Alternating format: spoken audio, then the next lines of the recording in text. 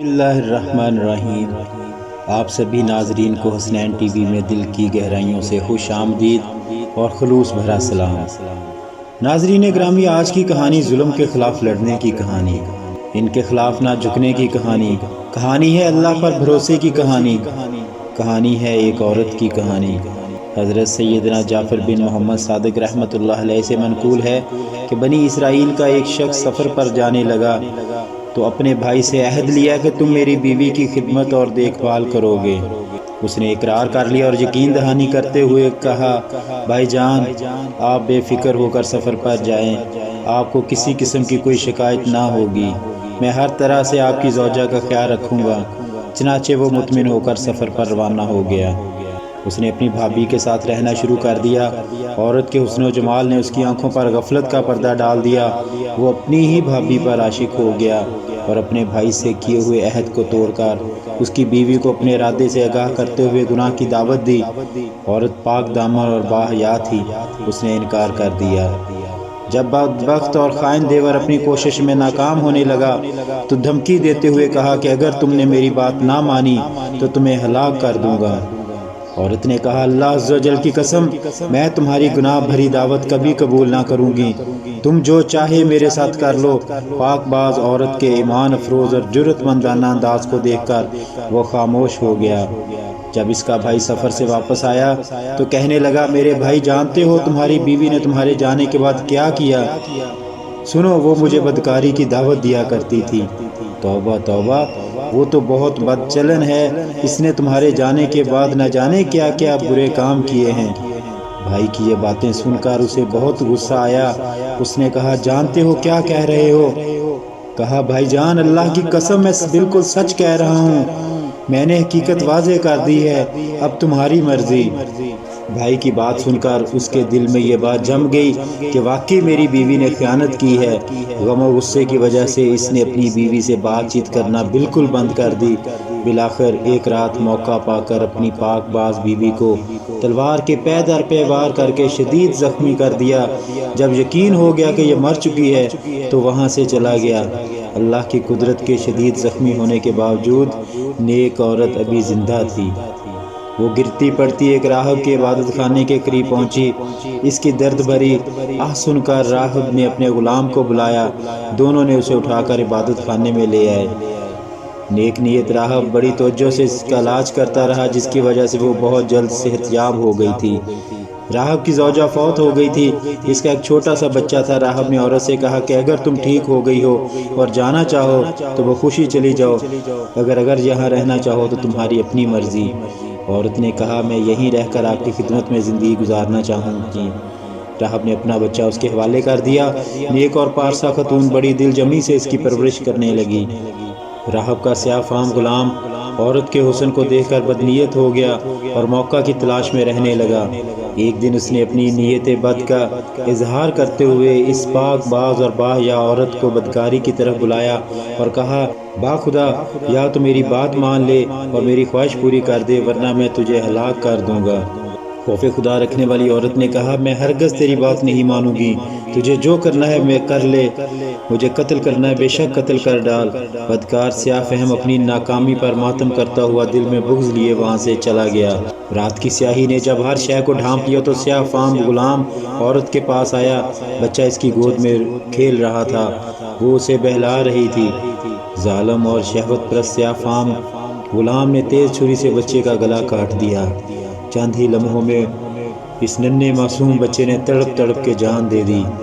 غلام دوڑ کر اس راہب کے پاس گیا اور کہا، حضور، کیا آپ جانتے ہیں کہ آپ کی اس مہمان خبیث عورت نے کیا کارنامہ کیا ہے؟ آپ کو معلوم ہے اس نے آپ کے ننھے منھے بچے کے ساتھ کیا سلوک کیا ہے؟ آپ نے اس کے ساتھ احسان کیا، لیکن اس نے آپ کے بچے کے ساتھ بہت برا سلوک کیا۔ ہائے، کیسی ظالم عورت ہے۔ راہب غلام کی باتیں سن کر بہت متعجب ہوا اور پریشان ہو کر بولا، تیرا ناس ہو، بتا تو صحیح اس نے میرے بچے کے ساتھ کیا کیا ہے؟ حضور، اس نے آپ کے لاڈلے بچے کو ذبح کر ڈالا ہے، اگر یقین نہیں آتا تو چل کر خود اپنی آنکھوں سے دیکھ لیں۔ راہب دوڑتا وہاں پہنچا تو دیکھا کہ واقعی بچے کا گلا کٹا ہوا ہے اور اس کا جسم خون میں لت پت ہے۔ راہب نے عورت سے پوچھا، میرے بچے کو کیا ہوا؟ کہا میں نے اس کے ساتھ کچھ نہیں کیا بلکہ آپ کے غلام نے مجھے گناہ کی دعوت دی ہے۔ جب میں نے انکار کیا تو اس نے بچے کو قتل کر دیا۔ میں اس معاملے میں بالکل بے قصور ہوں۔ راہب نے کہا اے اللہ کی بندی، تو نے اپنے معاملے میں مجھے شک میں مبتلا کر دیا ہے۔ اب میں نہیں چاہتا کہ تو میرے ساتھ رہے۔ یہ 50 دینار لے اور جہاں تیرا جی چاہے چلی جا، یہ دینار تیری ضروریات میں کام آئیں گے۔ عورت نے 50 دینار لیے اور اللہ کی رحمت سے امید لگائے غیر متعین منزل کی طرف چل دی۔ ایک بستی کے قریب سے گزری تو دیکھا مجمع لگا ہوا اور ایک شخص کو پھانسی دی جا رہی ہے۔ اس قبیلے کا سردار بھی وہاں موجود تھا۔ عورت سردار کے پاس گئی، کہا کیا ایسا ہو سکتا ہے کہ تم مجھ سے 50 دینار لے لو اور اس شخص کو آزاد کر دو؟ سردار نے کہا لاؤ رقم میرے حوالے کر دو۔ عورت نے 50 دینار دیے تو سردار نے قیدی کو رہا کر دیا۔ قیدی اس پاک باز عورت کے پاس آیا اور کہا میری جان بچا کر تو نے جو مجھ پہ احسان کیا ہے، آج تک کسی نے مجھ پر ایسا احسان نہیں کیا۔ اب میں تیری خدمت کروں گا یہاں تک کہ موت ہمارے درمیان جدائی کر دے۔ چنانچہ وہ شخص اس کو لے کر ساحل سمندر پر پہنچا۔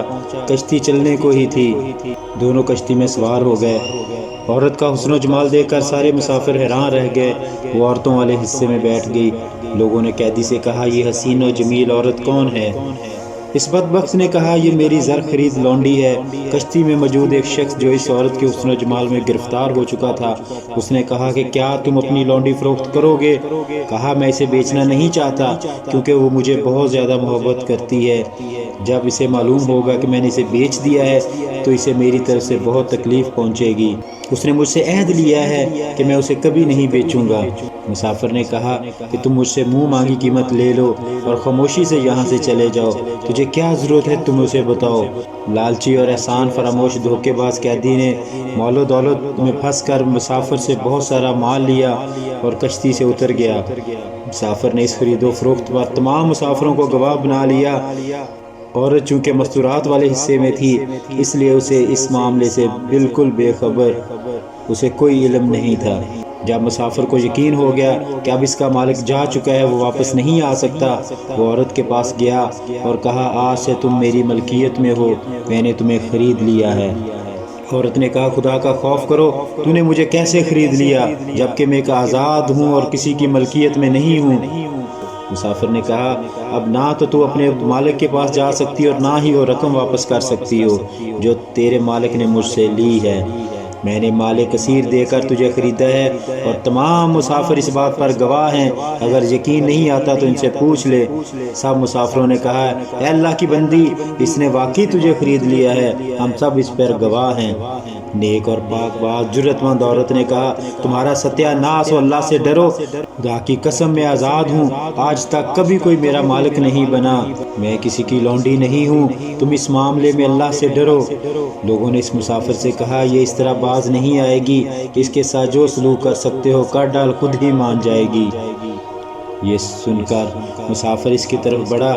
جب اس مظلومہ کو اپنی عزت کا خطرہ محسوس ہوا تو اس نے کشتی والوں کے لیے بد دعا کی۔ فوراً کشتی ان سب کو لے کر ڈوب گئی، سب کے سب غرق ہو گئے اور کشتی کے تختے پر عورت کے سوا کوئی باقی نہ بچا۔ عید کا دن تھا، بادشاہ اپنی رعایا کے ساتھ سمندر پر آیا ہوا تھا، تمام لوگ خوشیاں منا رہے تھے۔ جب بادشاہ نے کشتی کو ڈوبتے دیکھا تو فوراً تیراک سپاہیوں کو حکم دیا جلدی سے کشتی والوں کی مدد کو پہنچو۔ سپاہی گئے تو انہیں اس نیک عورت کے علاوہ کوئی زندہ نہ ملا۔ وہ اسے لے کر بادشاہ کے پاس آ گئے۔ بادشاہ نے حقیقت حال دریافت کرتے ہوئے نکاح کا پیغام دیا، لیکن اس نے یہ کہہ کر انکار کر دیا کہ میرا قصہ بڑا عجیب و غریب ہے، میرے لیے نکاح کرنا جائز نہیں۔ بادشاہ نے جب یہ سنا تو اس کے لیے علیحدہ مکان بنوا دیا اور وہ اس میں رہنے لگی۔ رات دن گزرتے رہے، وقت کی گاڑی تیزی سے چلتی رہی۔ بادشاہ کو جب بھی کوئی اہم معاملہ پیش آتا وہ اس پاک باز عورت سے مشورہ کرتا اور اللہ نے اس کے مشوروں میں ایسی برکت دی، ان پر عمل کر کے بادشاہ کو ہمیشہ کامیابی ہوتی۔ اب بادشاہ کے نزدیک یہ پاک باز عورت بہت معظم ہو گئی تھی، وہ اسے بہت بابرکت سمجھنے لگا۔ جب بادشاہ کی موت کا وقت قریب آیا اس نے اپنے تمام وزیروں، مشیروں اور رعایا کو جمع کر کے کہا اے لوگو، تم نے مجھے کیسا پایا؟ سب نے یک زباں ہو کر جواب دیا اللہ کی قسم، اللہ آپ کو اچھی جزا عطا فرمائے، آپ ہمارے لیے رحیم باپ کی طرح ہیں۔ بادشاہ نے کہا اے لوگو، توجہ سے میری بات سنو، تم نے محسوس کیا ہوگا کہ ہماری نیک سیرت مہمان خاتون کے قابل قدر مشوروں کی بدولت ہمارے ملک کا نظام بہت بہتر ہو گیا ہے۔ میں نے اسے اپنے ہر معاملے میں بابرکت پایا۔ میں تمہارے لیے ایک بہت اچھی تدبیر کرنا چاہتا ہوں۔ لوگوں نے تجسس بھرے انداز میں کہا، علی جا حکم فرمائیے، آپ کیا چاہتے ہیں؟ کہا، میں چاہتا ہوں اپنے بعد اس نیک سیرت خاتون کو تم پر ملکہ مقرر کر دوں۔ شفیق اور رحیم بادشاہ کے حکم پر لبیک کہتے ہوئے سب نے عرض کیا، علی جا، جیسا آپ چاہتے ہیں انشاءاللہ ویسا ہی ہوگا۔ چنانچہ بادشاہ نے اس باحیا نیک سیرت اور صابرہ خاتون کو پورے ملک کی سلطنت عطا کر دی اور خود دار فانی سے کوچ کر کے دار بقا کا راہی بن گیا۔ اس نیک سیرت خاتون نے ملکہ بنتے ہی اعلان کر دیا کہ پورے ملک کے لوگ بیعت کے لیے جمع ہو جائیں۔ حکم شاہی ملتے ہی ملک کے گوشے گوشے سے لوگ نئے بادشاہ کی بیعت کے لیے جمع ہو گئے۔ بیعت کا سلسلہ شروع ہو گیا۔ جب اس کا شوہر اور دیور آئے تو حکم دیا، ان دونوں کو علیحدہ کھڑا کر دو۔ پھر وہ شخص آیا جسے پھانسی دی جا رہی تھی، ملکہ نے حکم دیا، اسے بھی دونوں کے ساتھ کھڑا کر دو۔ پھر نیک سیرت راہب اور اس کا بد کردار سیاہ فام غلام آیا، انہیں بھی لوگوں سے علیحدہ کر دیا۔ جب تمام لوگ بیعت کر چکے تو ملکہ نے ان پانچوں کو اپنے پاس بلوایا اور اپنے شوہر سے کہا، کیا تم مجھے پہچانتے ہو؟ اس نے کہا، اللہ کی قسم آپ ہماری ملکہ ہیں۔ کہا، میں تمہاری بیوی ہوں، بیوی تھی اور آج بھی ہوں۔ سنو تمہارے بد کردار اور خائن بھائی نے میرے ساتھ کیا برا سلوک کیا تھا۔ یہ کہہ کر سارا واقعہ اسے بتایا اور کہا، اللہ خوب جانتا ہے کہ تم سے جدا ہونے سے لے کر آج تک مجھے کسی مرد نے نہیں چھوا۔ میں آج بھی پاک دامن اور محفوظ ہوں۔ پھر اس نے اپنے دیور کو بلا کر اسے پھانسی کا حکم دے دیا۔ پھر راہب کو بلایا اور کہا، اگر آپ کی کوئی حاجت ہو تو بتائیے، میں وہی عورت ہوں جو آپ کے پاس زخمی حالت میں آئی تھی۔ تمہارے بیٹے کو تمہارے اس ظالم شہوت پرست سیاہ غلام نے ذبح کیا تھا۔ پھر غلام کو بلوا کر اسے بھی قتل کروا دیا۔ اب اس آدمی کی باری تھی جسے پھانسی دی جا رہی تھی، جس نے اس کو بیچا تھا۔ جب وہ شخص آیا تو اسے بھی قتل کر دیا گیا اور اس کی لاش چراہے پر لٹکا دی گئی۔ یوں وہ اپنے انجام بد کو پہنچ گیا۔ باحیا اور پاک دامن عورت نے ہر آن اپنی عزت کی حفاظت کی، اپنے سابقہ شوہر کے ساتھ ہنسی خوشی رہنے لگی، احکام خداوندی عز و جل کو پیش نظر رکھا، صبر و استقامت سے کام لیا۔ آج اسے تاج و تخت، عزت و عظمت کی دولت میسر تھی۔ جب تک خالق کائنات عز و جل نے چاہا وہ حسن و خوبی امور سلطنت انجام دیتی رہی، پھر اس دار فانی سے دار بقا کی طرف کوچ کر گئی۔ اللہ کی ان پر رحمتیں نازل ہوں۔ محترم ناظرین، یہ کہانی اللہ پر بھروسے کی کہانی، یہ کہانی ہے خود کو ثابت قدم رکھنے کی کہانی کہ جب بھی آپ پر مشکلات پڑیں، اللہ کی امید اور صبر کا دامن اپنے ہاتھ سے نہ چھوڑیں، کیونکہ اندھیرے کے بعد ہمیشہ اجالا ہوتا ہے۔ انہی لفظوں کے ساتھ میں اجازت چاہوں گا، اس امید کے ساتھ کہ سانسوں نے وفا کی تو اگلی بار ایک اور ویڈیو لے کر آپ کی خدمت میں حاضر ہوں گا۔ تب تک کے لیے خدا حافظ۔ اللہ پاک سب کا حافظ و نگہباں۔ خوش رہیں، خوشیاں بانٹیں۔ والسلام۔